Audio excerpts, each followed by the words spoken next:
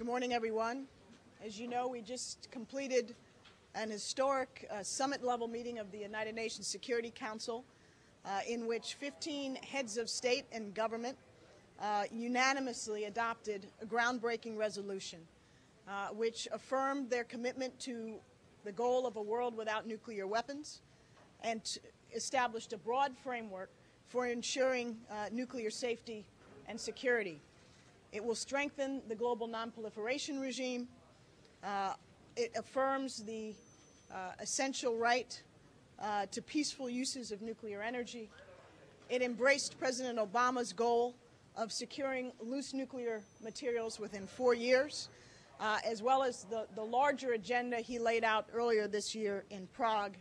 And it advances our shared efforts to promote international peace and security.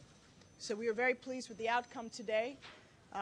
We view it as building important momentum going into next year's Non-Proliferation Review Conference, going into the President's own Nuclear Security Summit next year.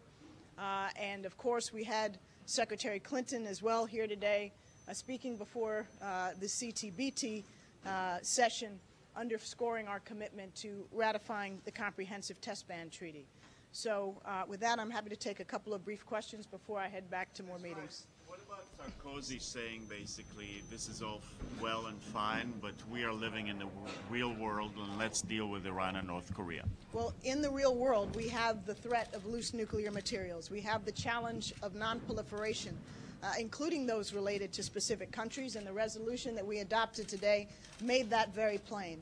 We also have the larger challenges of upholding our obligations under the NPT and working towards a world with nuclear weapons. And today's session underscored the importance of all of those goals, and I think many leaders around the table, certainly including President Obama, have on many occasions, including today, expressed our concerns about the challenges to the nuclear non-proliferation regime posed by Iran and North Korea.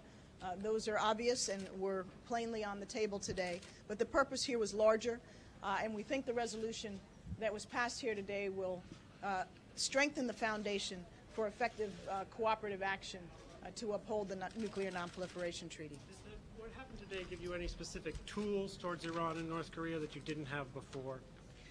This is not a resolution that is focused, as you know, specifically on Iran or North Korea. It doesn't impose new sanctions. What it does do, however, is create additional deterrence for withdrawal from the NPT. It strengthens the safeguards regime. It puts in place new normative requirements to strengthen national export control regimes and ensure that they are supportive of our larger non-proliferation objectives. So in a number of ways, which we have detailed in a fact sheet that we've just released, we have advanced our framework for preventing proliferation, for securing loose nuclear materials, and for putting us on a firmer path towards effective disarmament.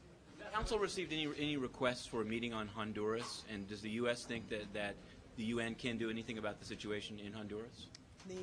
As President of the Security Council, I did receive a letter from Brazil requesting that the Security Council consider the situation in Honduras. We have circulated that letter to other members of the Council, and the Council may take that subject up in consultations in some days' time. Last question. Was the U.S. happy to see that Gaddafi was not at the meeting, or not so because it didn't show that much support from the Libyans in regards to this? We were very happy to see Libya support this resolution. Thank you.